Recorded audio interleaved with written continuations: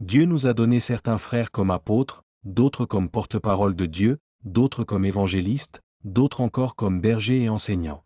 Tous ces dons ont été accordés pour le perfectionnement des chrétiens afin qu'ils soient tous convenablement équipés pour leur service et que chacun soit rendu capable d'exercer son ministère en vue de la formation du corps du Christ.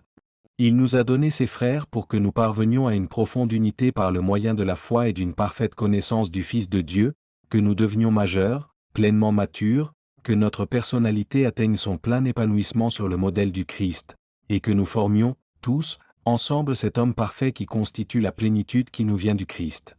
Car il ne faut pas que nous restions toujours de petits enfants, ressemblant à ces esquifs ballottés par les flots et entraînés çà et là par chaque coup de vent, c'est-à-dire chaque doctrine en vogue. Ne soyons pas à la merci d'hommes instables et sans scrupules qui, par leur art de présenter leurs inventions mensongères, cherchent à entraîner les autres dans les séductions de l'erreur. Non, Dieu veut que nous maintenions fidèlement la vérité, dans l'amour, et que nous la prêchions par toute notre vie. Ainsi nous entrerons dans une communion toujours plus intime avec celui qui est la tête de l'Église, le Christ vivant. Nous grandirons vers lui à tous égards jusqu'à ce que nous ayons pleinement atteint sa mesure.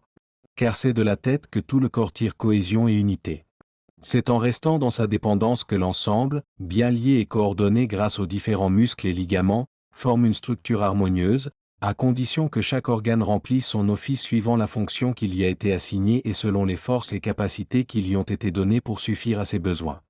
De cette manière, en assurant l'activité attribuée à chaque partie, tous les membres contribuent ensemble, dans un esprit d'amour, à la croissance organique du corps qui s'élève comme un édifice.